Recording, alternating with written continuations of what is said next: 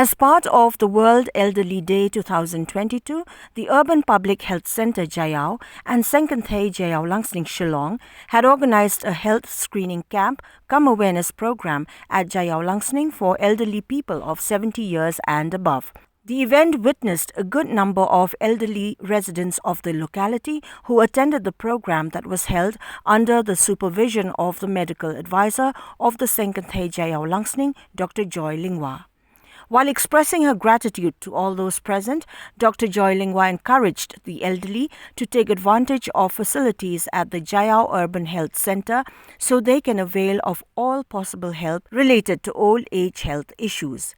At the same time, Lyngwa appreciated the elderly people for their participation in the program and also motivated them to involve themselves in daily light stress-busting activities that would make aging a smooth process.